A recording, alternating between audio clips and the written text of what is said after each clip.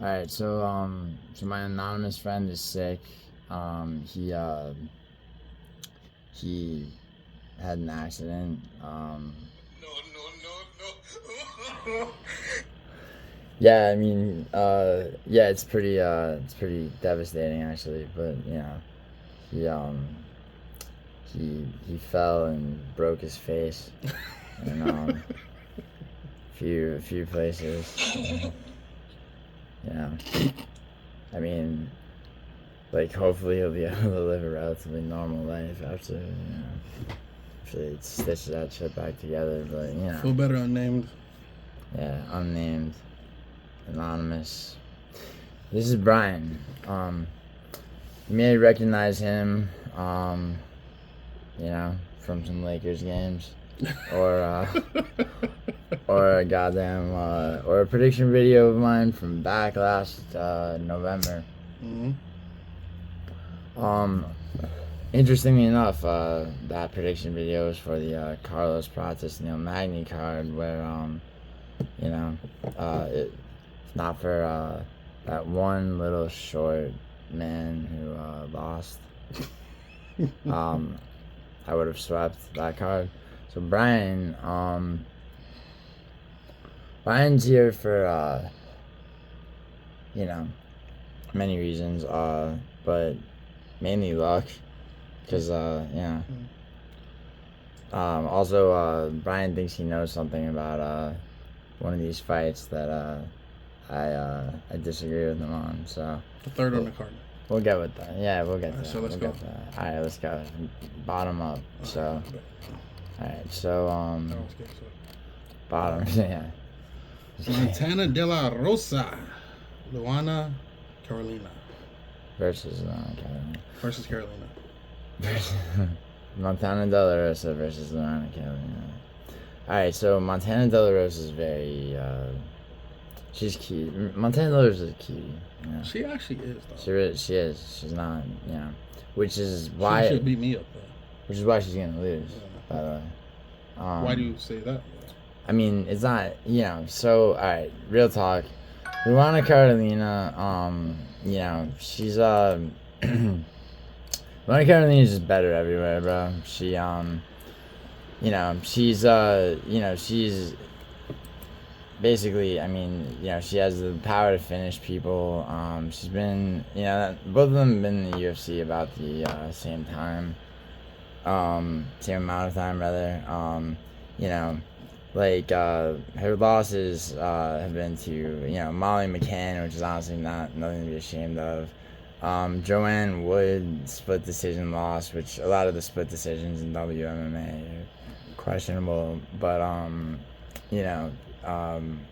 most recently she beat Lucy Pudilova in a pretty dominant unanimous decision. The thing is, with Montana de la Rosa, it's basically just like who's worse than the other in this fight. And you're saying that? I'm saying that Montana de la Rosa, she took Andrea Lee, who's fighting up the card on this, up the card, and this Saturday is.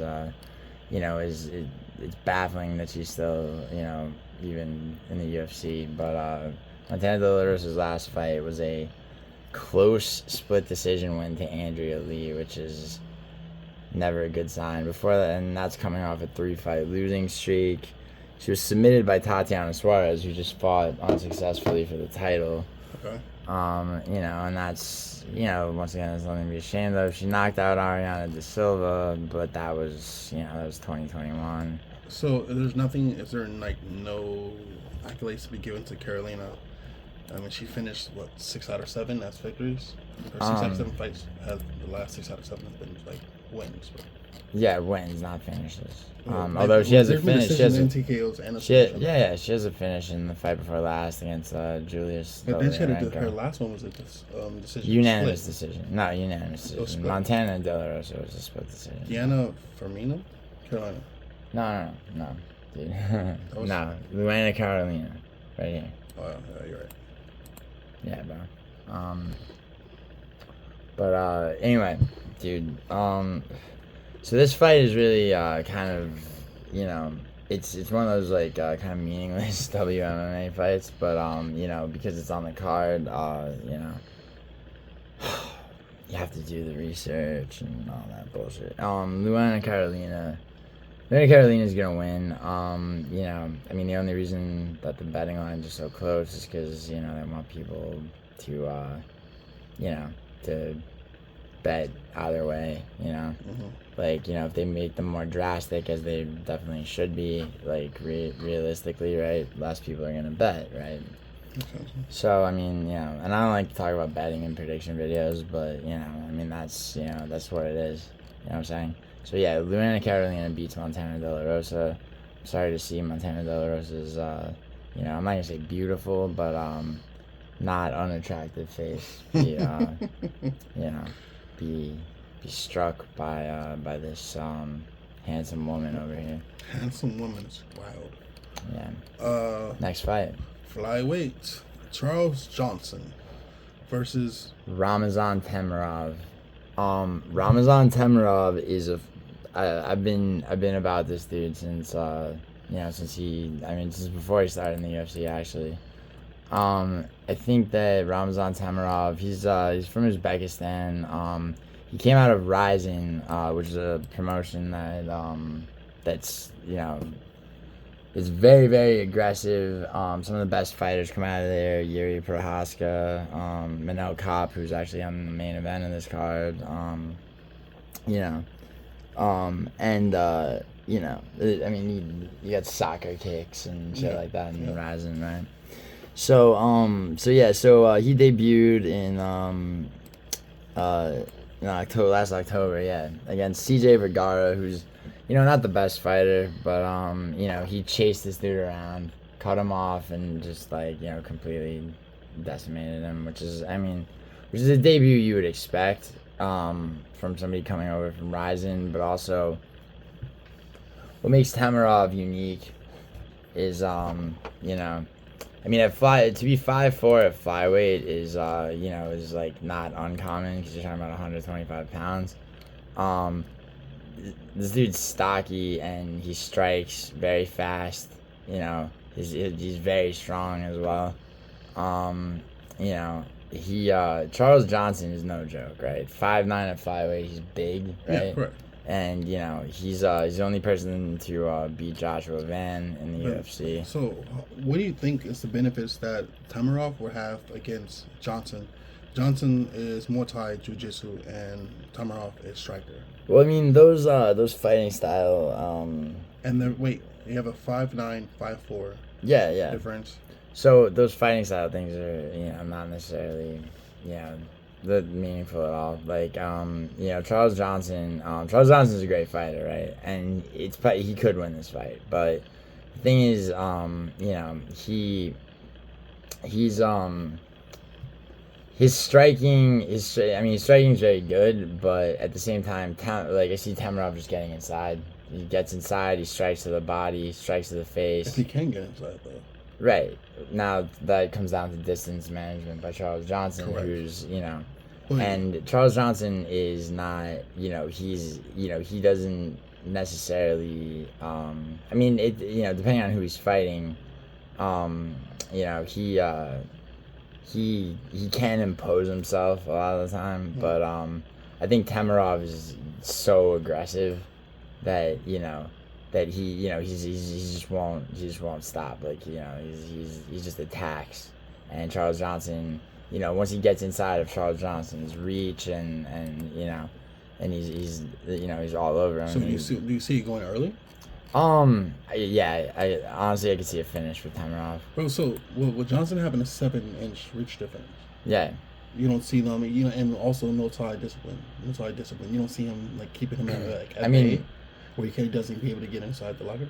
I mean, to say that, like, he has, I mean, it's not that Temirov doesn't have Muay Thai background. I mean, the listing them as those types of fighters is just, like, you know, that's, but at the same time, yeah, you're asking is it possible that Charles Johnson initiates a Muay Thai clinch, throws knees, you know, keeps him away like that?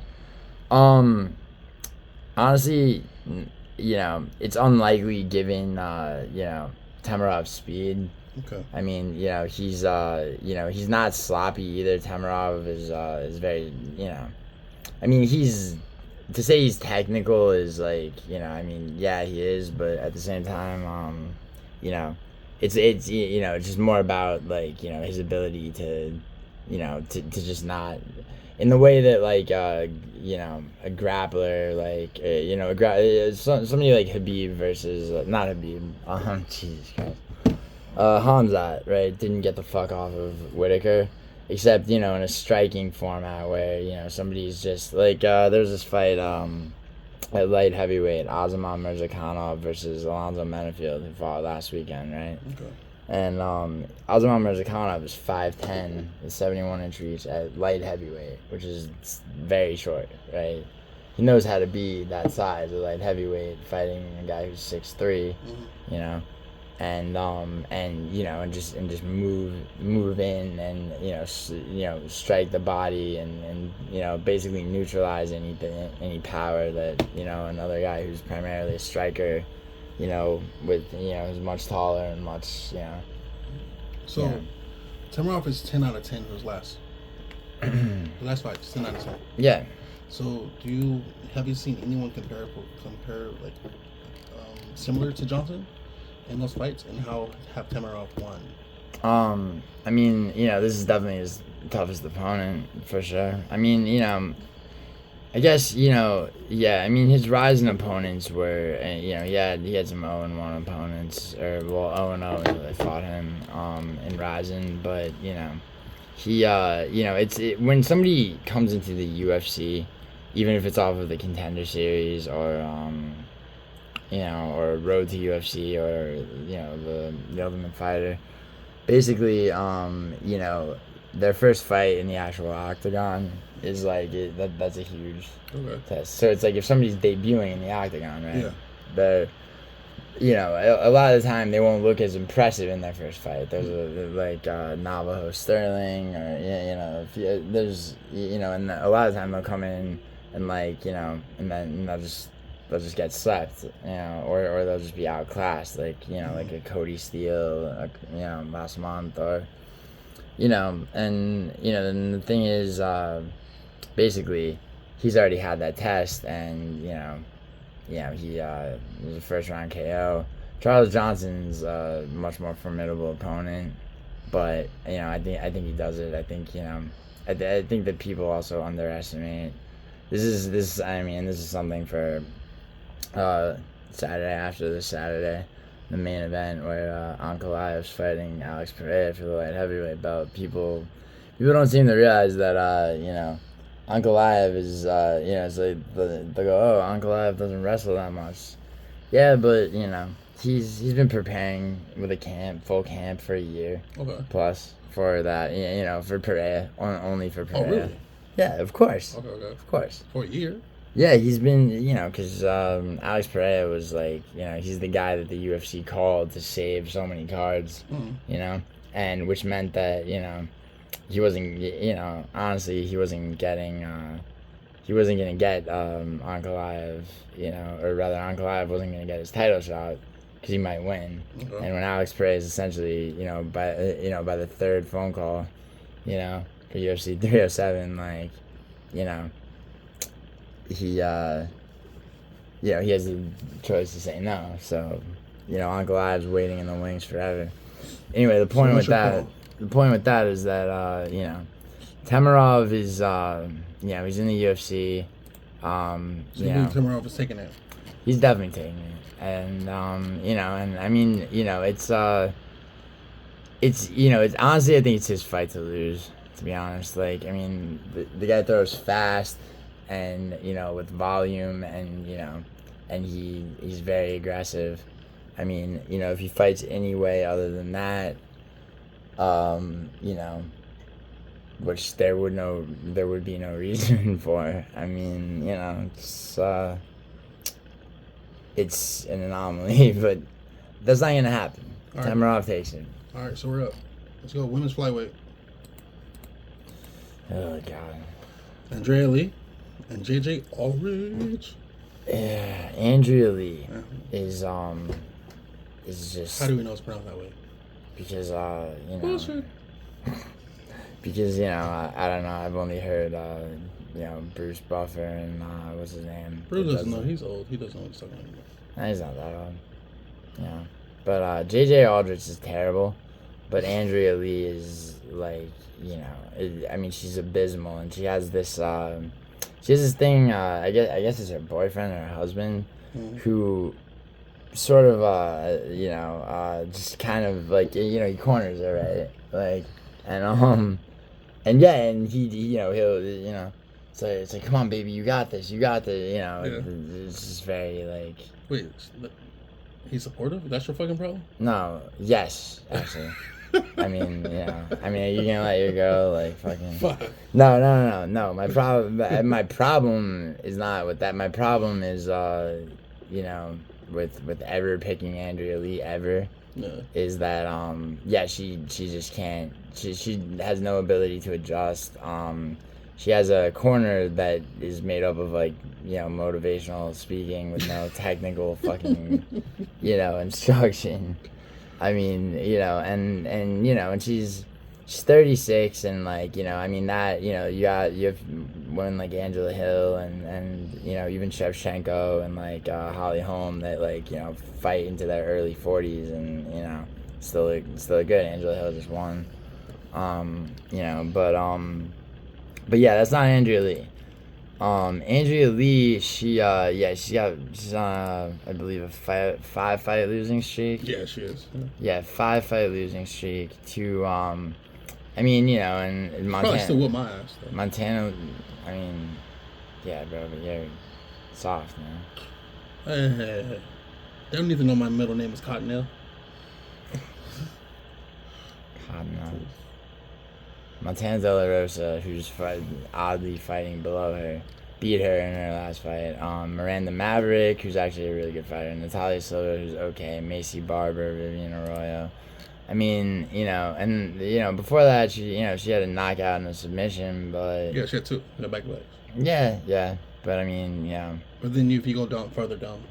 She did beat Montana De La Rosa, and I guess, this last fight last June was a rematch. She beat Montana De La Rosa in 2019. I mean, you know, honestly, you know, these earlier fights are more or less meaningless. I mean, now JJ Aldrich is also, you know, I mean, she's beyond nothing special. I mean, you know, it's WMMA, like, the degree to which, like, WMMA, like, just women's fights get hated on is actually kind of funny, but it's also, you know, yeah, I mean, people just avoid even making picks, let alone betting on them. It's actually not that hard, I don't think. I mean... That's when they start refilling the cheese dip, when the fights come on.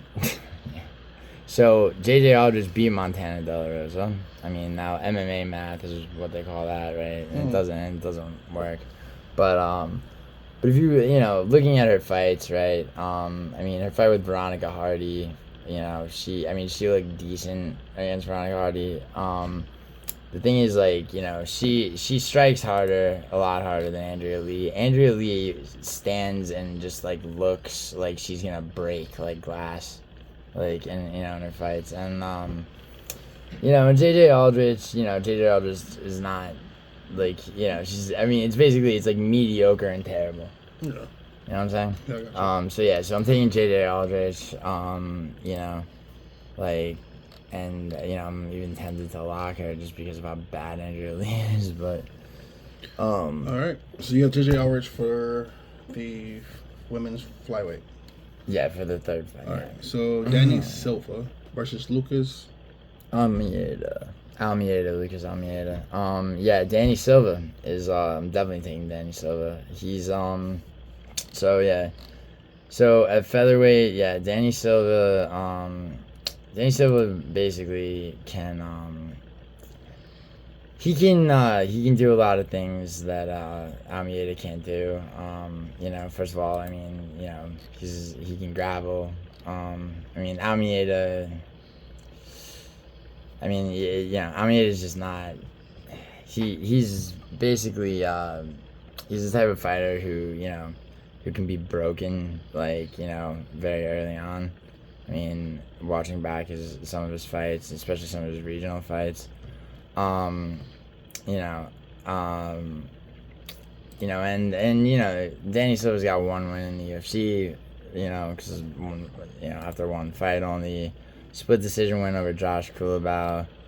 But I mean, like I was saying, it's like you have to build in for somebody's first fight in the actual octagon. Lucas Almeida, he did beat Timothy Kwamba. That was on the Perez Tyra card, right, last summer. Mm-hmm. And he looked alright, but he was knocked out by Andre Feely before that, who just fed his neck to Costa last weekend, which really pissed me off. Yeah, by some hit, yeah. Yeah, and Pat Sabatini also submitted Lucas Almeida. I mean, and neither of them, both of them are higher level opponents than Kwamba or Triziano, who's his debut fight. But they're also not, Andre Feely's, he'll never get ranked at this point in his career. I don't think I see Sabatini headed for the rankings either. I mean, so I mean, two guys that are good enough floating right outside the rankings were both able to finish him. I think Danny Silva's just like, Is that a lock? Is it a lock? I mean, that's what the last one betting advice video is for, but My bad. no, you're good, but maybe. I mean, honestly, probably, but I gotta figure that out. Now, next fight is definitely a lock. Douglas Silva de Andrade. And John Castaneda. What? Castaneda. John Castaneda. Don't correct my broken Spanish, bastard. It was broken, bro. It's like, I mean, if it's not broke, I wouldn't fix it. You know what I'm saying? Fucking Jesus Christ.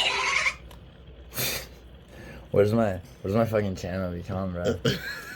It's like in the absence of my, I almost said his name, shit. In the absence of my anonymous friend, who's gonna watch this video in front, while he's, was vomiting into a bucket next to the bed. He's gonna be still like chortling, laughing over here. Fucking sound effects. Alright, Castaneda is gonna win. Castaneda is gonna beat Douglas Silva de Andrade. Why? Why is this a catchweight fight? Just build this at catchweight. Hold on a second. That's your anonymous friend? Yeah. Are you really making fart noises in the fucking prediction video? Like, so this is like, alright, rather than cling to like any sense of dignity, when it comes to whatever. I mean, I'm just gonna, I'm just gonna fucking say this, like, let me just sweep this card and everybody can fucking what? Oh yeah, no, I just pulled this up because alright, so alright, 1 second, I just want to see why so they're having this fight at catchweight. They're saying which is that real? Yeah, no, it's bantamweight. What the fuck is it? Yeah, so anyway, so John Castaneda fought his last fight against what's his name? Daniel Marcos. And you lost, but Daniel Marcos is undefeated. Castaneda honestly almost beat him. He had a round that, like, where he was shoving Marcos around the ring.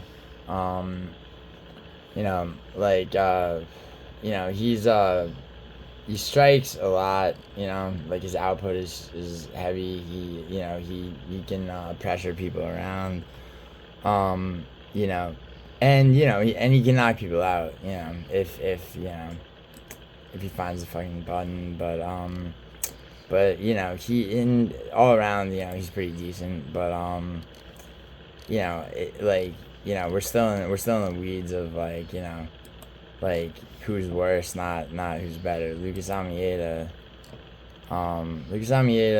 he like I said, he was knocked out by Andre Feely. And you know, he's basically he's just a fragile individual, you know, like he oh wait, fuck me. Why was I talking about Lucas Almeida? Oh yeah, Lucas Almeida is gonna lose too, but John Castaneda is going. Jesus Christ. How far are we into this video? No, alright, so no, for real though. Yeah, Lucas Almeida loses to Silva. Silva's better everywhere. John Castaneda versus Douglas Silva de Andrade. John Castaneda, yeah, he lost to Daniel Marcos, but yeah, he's been in the UFC for a long time, relatively. He did submit Miles Johns, which is actually Miles Johns is way underrated. Miles Johns tends to just find victories. I mean, he lost to Felipe Lima, but Felipe Lima is like he's a different thing. Like, he's headed for the rankings, and that was up a weight class on short notice for Johns. But yeah, no, I mean, he submitted Miles Johns, knocked out Eddie Wineland. He's getting older, but you know, he's got a couple of fights left in him where somebody like Silva de Andrade just isn't gonna, you know. I mean, Silva de Andrade is being, you know, almost 40. I mean, you know, I feel like you know, like a lot of these first few fights, aside from Temirov versus Johnson, are like, you know, it's like they're basically moving people around, trying to cut. Yeah, I mean, they're issuing a lot of cuts and shit. So who's your Castaneda, definitely. Right. Excuse me.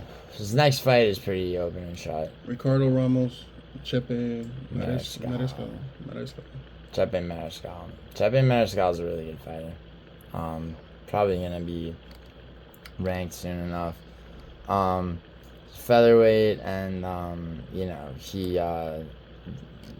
guy has, you know, he's very tenacious, bro.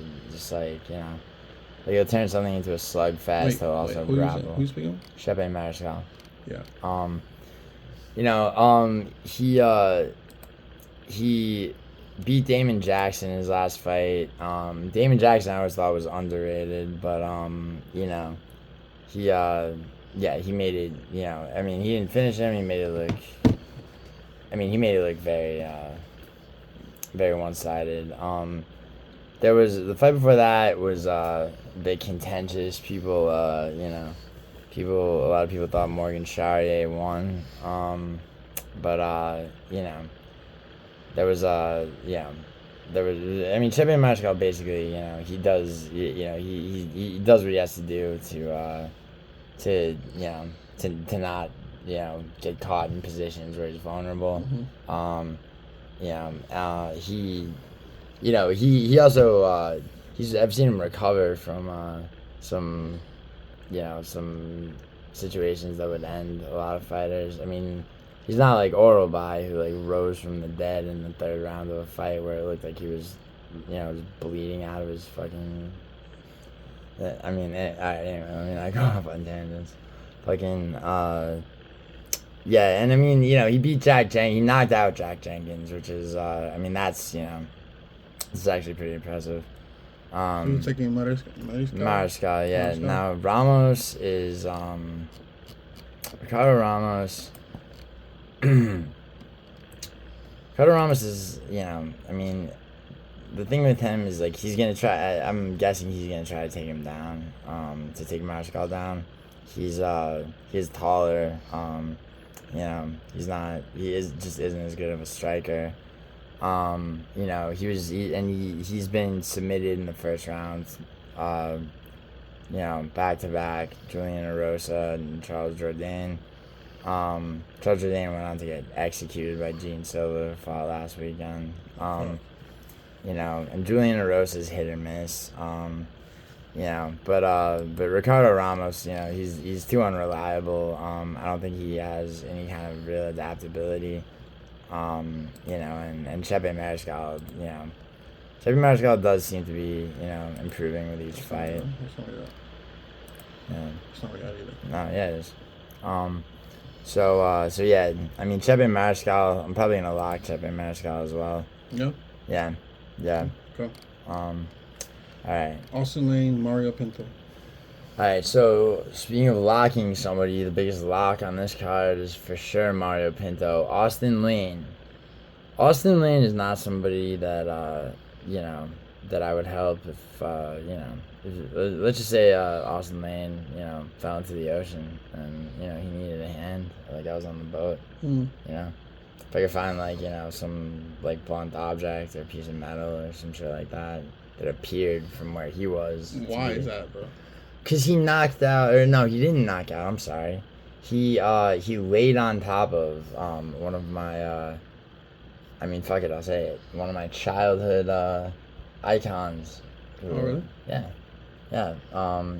Rebels to Spain. Because when you're a kid in Taekwondo, it's like, who the fuck do you, like. So if he was doing that, you wouldn't help him? Who, Austen Lane? Yeah. No, I'd probably if I had some kind of noise cancellation thing, or just if I had a bunch of bottle rockets or something, just light them off. Yeah, that's what they call a verbal tap, actually. So you're just gonna leave him out there? Yeah. I mean, he wouldn't have a chance. If Austen Lane needed me to help him out, like that. But anyway. It's not whatever. It's not his fault. It's Rebels to Spain's fault, of course. But Austen Lane, Austen Lane is basically he's one of these guys that came from football, as did Dominic Reyes. But unlike Dominic Reyes, his fighting acumen is trash. He basically he fought Justin Tava twice. The first was a no contest. Justin Tava, who by the way just got killed in the first round against Tyson Teixeira, which is Tava with an uppercut knocked this dude out in the first round. Went on to be knocked out by Jonathan Denise, and then Rebels to Spain. Austen Lane, realized that Rebels to Spain had no ability to work his way back to his feet if taken to the ground. And even still, he lost the round to him, because he's not much of a grappler either. Mario Pinto, even though he's debuting in the octagon, he actually knows how to fight. Bro, he's 9-9 for fucking last. Well, yeah, he's 9-0 overall, and snatched all of them, bro. Yeah, he's undefeated. And he's, he was in Levels Fight League where he held the heavyweight belt, which, it's a smaller promotion, but, he fought in his last opponent in Levels Fight League was Kasim Aras, who's a Turkish heavyweight, who's definitely not bad. His Contender Series fight was sick. Against Luis Camacho, who's also going in undefeated from LFA, and it was a pretty clean first round knockout. Where's Pinto's fucking discipline? Mario Pinto, he where does he train out of? He trains out of fucking fight. He's from Fight Zone London. Fight Zone London. Yeah, Fight Zone London.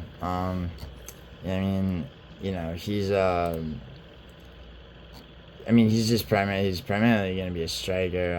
Although he has he has enough grappling. He's got this early rear naked choke submission. Against Michael. But he's Mario Pinto. I don't know how far he'll go in the rankings. Maybe knocking out Austen Lane in their debut in the UFC is kind of a rite of passage.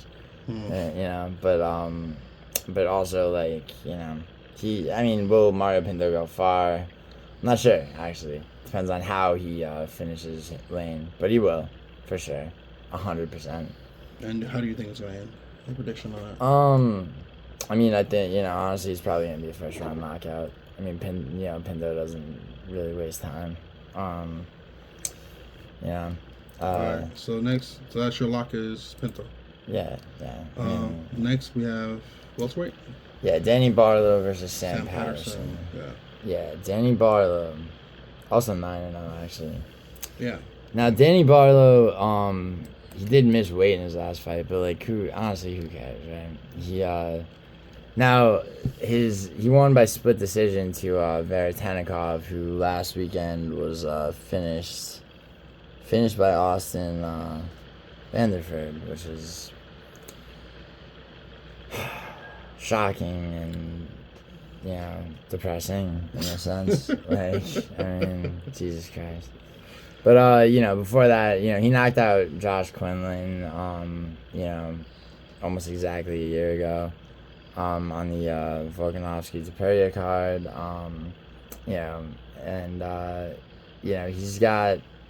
he's just a really competent striker, and he moves really well.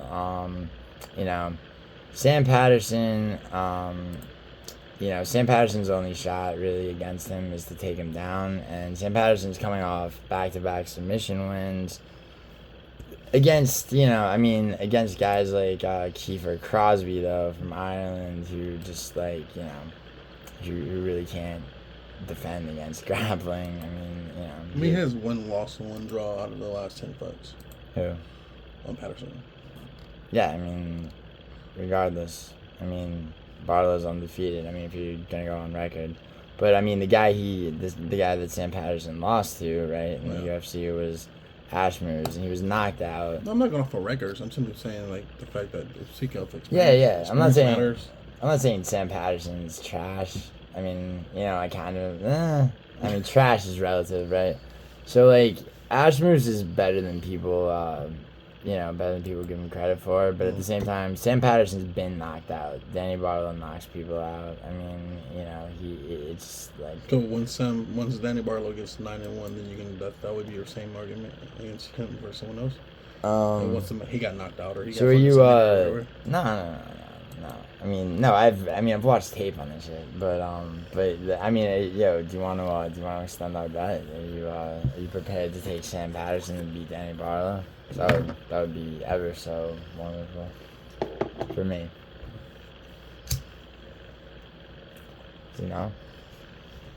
Lo siento, pero yo no hablo inglés. Yeah. I thought, never mind. You thought what? Thought about something about the culture of LA. It was the culture of LA. Racial tension and all that. Wonder if no. Stop, bro, you're a 47-year-old man. I'm 37, piece of shit. You're not responsible enough to have that app, bro. Fucking. Jesus. Alright. So here, this fight that you're so enthusiastic about, actually are. Mm-hmm. Go ahead. Who do we got? We have Hyder Amil versus William Gomis. Mm-hmm. Gomis. All right, so Gomis.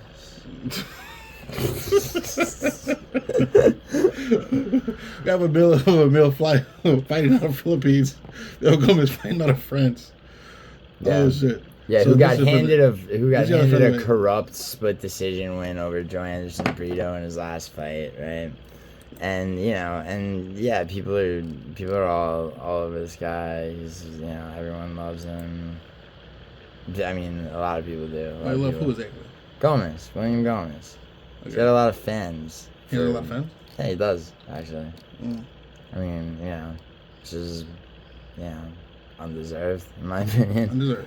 Undeserved. He doesn't deserve them. So we have Amil fighting mixed martial arts, and we have Gomez fighting Sanda?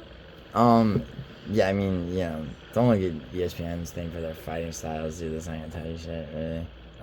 But anyway, he fought the guy, he basically, Joe Anderson Brito beat him. It wasn't Brito's, best performance, obviously, Because it left enough room for some corrupt French judges to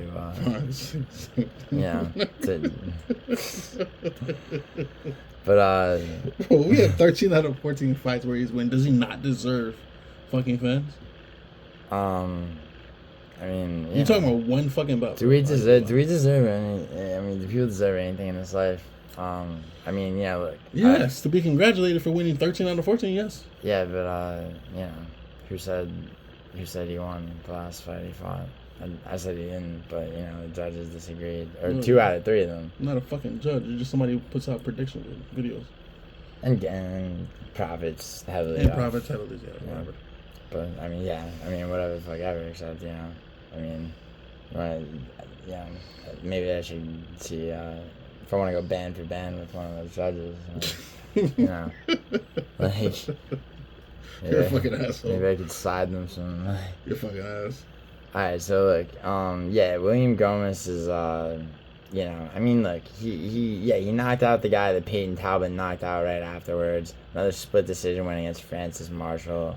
Yarno Aarons is a decent win, but, So, our bet, right? So, you're taking him, I'm taking Hyder Amil, and the reason why I'm taking Hyder Amil, right? Yeah, Hyder Amil. Why? Because he's undefeated? No, he's not. Yes, he actually is. He is undefeated, yeah. The reason I'm not taking him because he's undefeated. I'm taking him because you watch back this guy's 2 UFC fights, right?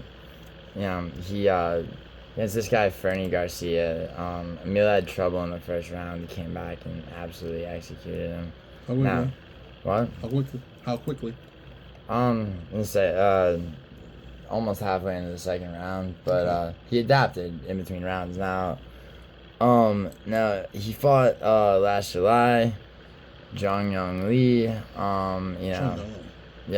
First round knockout against the guy who actually came off the road to UFC. Road to UFC is underrated for how for the quality of fighters that come out of there. Mm-hmm. They're almost always Asian. Mm-hmm. This guy Lee, he was coming off of a first round submission and a 42-second first round knockout in Road to UFC. Debuted, went to a split decision over another Road to UFC fighter who was, that was the final. They'll do like the finals of that show as like a fight on a UFC card, right? Mm-hmm. Went on to win a unanimous decision, and then Amil just slapped him.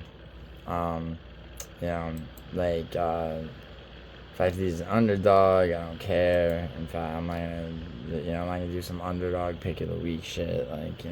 He's corrupt. Fox. So. Our bet. Yeah, our bet. Yeah. So you have to grow your hair into a, you have to grow your hair into backwards 4 decades. You know what I'm saying? I think an afro. Yeah. I mean, I'm not saying you have to get, you don't have to be like Jimi Hendrix or anything, but I wouldn't mind if I can get the fucking the bandana full of fucking acid. I'd be okay. So what you have to do is you have to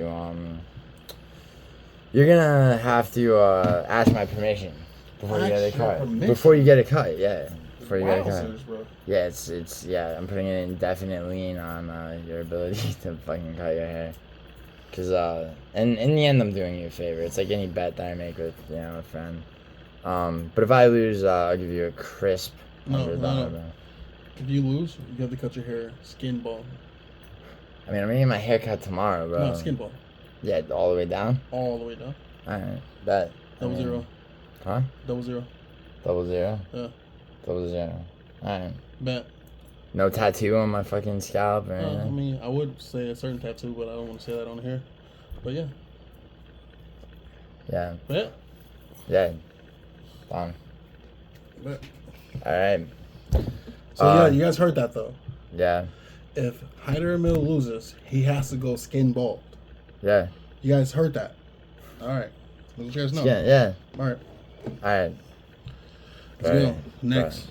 Dude. I can't pronounce this. Hold on. I'm talking about when I say I'm talking about weekly pictures, you're tracking the progress of I don't give a fuck, bro. It is what it is. Like, I don't give a fuck about Calix. I don't know. I give a fuck about none of that. Alright. So, yeah, Hyder Amil beats Alright. William Gomis. Alright. Nasrat Haqparast versus Esteban Ribovic. Can't say that to save my life.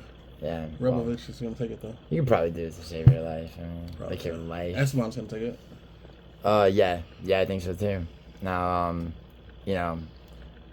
and I mean, like I could be like, well, there you have it, I'm blind faith, but Not blind faith. no, It's black man's faith. all right, Faith in a black man. okay, I mean, fair, I mean, there has to be something to that. That's We've been fighting for a while. that's how Paradox, Is that makes how he his does place. Yeah, seriously, or just goes and bet sweeps, Oh my god. just spams underdog bets. Shout out to Paradox, bro. Yeah. Shout out to Paradox. Paradox in his Metapod form. Yeah, Jesus. Like, you can only use Harden so many times if you know what I'm talking. You ever play Pokemon? Yes, I play Pokemon. Yeah. Until, you gotta evolve into Butterfree. I told him, and use Confusion. It's all metaphorical. I have to get that game again, bro. Yeah, well, That was my childhood favorite. Game Boy emulator on your I know, I phone. fucking know. I already know. I just fucking forgot for a second. Oh, well, I mean, dude, are you gonna remember, like, in, 15 minutes? Or? I'm fucking going home in 15 minutes. Oh, damn. Too bad, dude. Your quality of life is... I know where you live. I live at Sure. I mean... all the places you live. Yeah. Alright. I mean, you could say that, well, actually, you know what? Oh, yeah. Esteban Ribovic, right? Come on, man. All right. Esteban Ribovic beat Daniel Zellhuber. It was not a robbery. A lot of people were trying to say that. That's a really impressive win. He knocked out Terrence McKinney in the first round. A lot of people have done the same thing, or second round. But Terrence McKinney also knocks people out, right, in the first round, like he did a couple of weeks ago. But 37 seconds in, he caught McKinney. He lost to Blake Razovov in his debut, but like I said, coming off the Contender Series, a lot of fighters lose their first fight and go on to be great. In the second, Kamala Kirk was his second opponent, who Kamala Kirk has one of the stupidest tattoos I've ever seen in my life, but It's a tribal tattoo. Oh, it's a tribal tattoo. It's dumb. It's dumb. Your haircut is dumb. My haircut is not a haircut. My hair is the product of having my hair not been cut. Your haircut is actually a cut. Prior to getting to this way, it had to be cut. And this is a result of that cut. Technicality win cases. Word to OJ. Shout out to Juice Man. And not you, Juice Man. Come on, OJ. Oh yeah, Juice Man. Yo, where you at, dude? I'm back in LA, bro. I thought you wanted to spar. What happened to that? The dude just disappears, Yeah. And he'll resurface with excuses, but Let's go. Alright, yeah. Yeah, so Haqparast, I believe, I believe that beating Jared Gordon was a robbery. Yeah, no, knocking out Jamie Malarkey, nothing special about that, man. It's just like, Her name's Malarkey. What do you think? Yeah. I mean, no one has time for it. I mean, John McDessie took to it. I mean, Bobby Green, Bobby Green couldn't finish him, I guess, then Drew Dober could. It's but like to go. I mean, people like this, like Nasrat Haqparast. They especially at lightweight, they float outside the rankings by a lot. I mean, he's not a particularly interesting or unique fighter. I don't think that. I just don't. I don't see him coming in and beating Ribovic, who's just a very good striker and very creative in a lot of the ways that he finds openings. So yeah, I'm gonna take Ribovic. I mean, I'm not going to worry about that either. I mean, I'm pretty confident in that. Unlike this next fight. And fighting in the middleweights, we have Cody Brundage and Julian Marquez. Yeah. This long-awaited title shot eliminator between, two of the most disappointing failures in the middleweight division is, for some reason, the co-main event of this card. I don't know why the UFC has to do me like this, but, I'm gonna have to take Cody Brundage. Julian Marquez, he's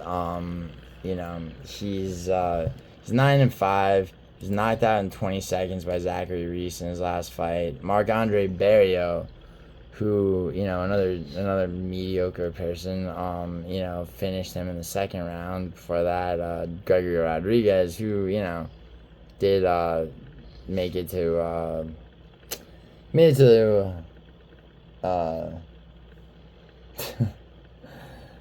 he got killed by Jared Cannonier. I'm sorry, I could see it happening in the first round, and that was the card before last. Okay. He fought in the main event against Jared Cannonier. Mm-hmm. Unlike Amilov or Kyle Barlow, who had fought Cannonier prior, Rodriguez just wasn't meant to be placed in the rankings. Not quite yet, at least. And so losing, being knocked out by him in the first round, even, isn't the, it's not the worst thing. But, Barrios, losing to Barrios by knockout.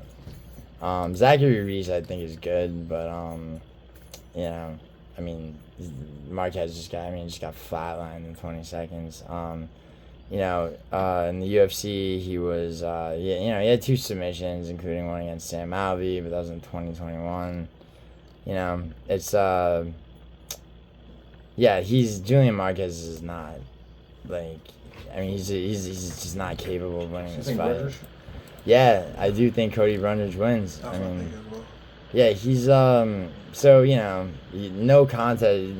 This guy is very frustrating when it comes to anything decisive, because his last fight, Abdul Razak Al Hassan, smashed him in the top and back of the head with elbows. So, that fight was called a no contest. That's never good. They fed Brundage to Bo Nickel on the main event on the main card of UFC 300.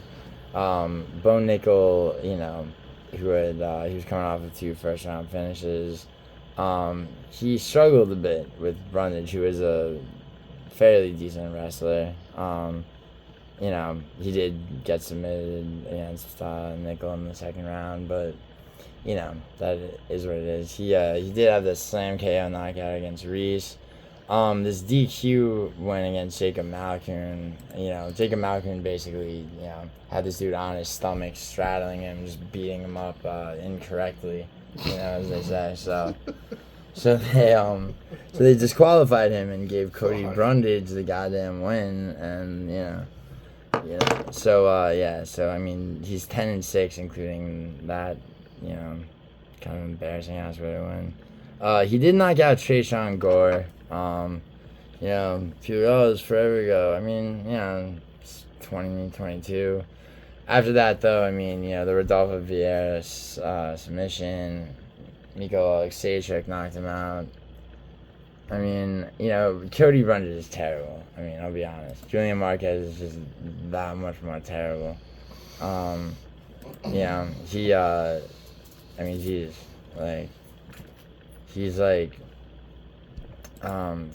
a while, and he trains at MMA Lab, and MMA Lab does have some, some top tier fighters at it. He's not one of them. He's pretty terrible. His instincts are very poor when he's fighting somebody who's a knockout threat. Cody Brundage, I guess, could be. All right. So But we got your lock, Brundage. Not your lock. We have your pick. Yes, Cody Brundage is gonna win. And then now for the last and final Main event. Main event. Main event. Main event. Same shit. No, I'm saying, like, Same main shit, event. same shit. You gotta be ceremonial. You don't have to be. And for the main event. Nah, don't do that. That's terrible. Terrible. And for the main event. Alright, Manel Kape, right, versus Almabayev is like, I mean, I really want so badly to pick Almabayev, just given the fact that Kape has been very inconsistent. He's coming off of, like, what, you could argue is the performance of his entire career, or at least in the top three. He's styled on Bruno Silva, who's a very dangerous striker. And after looking like shit against, what's his name, Felipe dos Santos, Felipe dos Santos, yeah, it was Felipe dos Santos, who he barely beat, and that was a guy debuting in his, making his octagon debut. He lost to Muhammad Makayev. That was a really close fight, though. But Muhammad Makayev is known to be a very good grappler, but he says a lot of dumb shit, and they cut him from the UFC. Other than that, I mean, Manel Kape is he's got early losses in the UFC. I mean, early losses to the current champion Alejandro Pantoja. He lost a split decision to Mateus Nicolau, which is really, really disgusting. But knocked out Ode Osborne, knocked out Zumagulov, and he beat David Dvorak, who I believe is still ranked. He may not be. But back in Ryzen, before he came to the UFC, he beat Kai Asagura, who just fought for the flyweight belt after, got an immediate title shot moving from Ryzen to the UFC. But, so he was champion of Ryzen before he made his UFC debut. I think he's he wants to run at the title, and I mean, of course he does, right? But he's still young, and Almabayev, he's 21-2. He's got a shitload of professional fights compared to, well, actually, no, I'm sorry, I apologize. Kape is 20-7, so, yeah, I mean, and they're the same age, so Kape would have been fighting more. I mean, Almabayev's kind of a takedown threat, maybe, but now Kape, he only has 1 inch on him. I mean, looks like, they both beat Ode Osborne. Almabayev submitted him, though. So who's your pick? What? Who's your pick? So, I mean, I'd like to pick Almabayev, but I have to go with Manel Kape. He's, I mean, after how he looked in his last fight, I mean, like I said, he's hit or miss, but, like, I think at this point in his career, I mean, he's 31. If he wants, wants a shot at the belt, he's going to be training like he did for his last fight. It's going to be a lot of feints, a lot of taunting, a lot of, sort of pent-up aggression in him, but, so it makes him, kind of exciting to watch, Kape. But, anyway, alright, so, let me sheepishly upload this video. Sheepishly. And, fuck. I keep yawning, bro.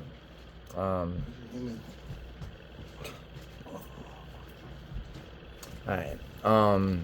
Yeah, bro. The other thing is, you're gonna lose that bet. Very likely I won't. Why? The odds maker said so? Huh? Why? Has nothing to do with the odd makers. No? It's unlikely. They will. It's just my read. That's all it is. Love you guys. Thank you for allowing me to join for the prediction video. Hope you guys enjoy. You're welcome. Bye. Talking to them, not you. I mean, Hope you guys enjoy. They had nothing to do with it. It was great. This is my permission. Again. Alright, take it easy. I'll upload a betting advice video soon. You know, I know people have been busting my balls because those have been late. Last week's was like day early. I'll probably crank that shit out tonight. Just do me a favor and you know. Voltron? What? You said Voltron? Oh, yo, Sniff, if you're watching this, I'm gonna tag you in it anyway, but if you're watching this, you never answered my question. You know, you were trying to tell me about Dragon Ball Z being gay, but you know, what did you watch when you were like a 5th, 6th grader? Yu-Gi-Oh! No, Sniff's like your age, bro. He's like almost 50. Bro, I'm 37.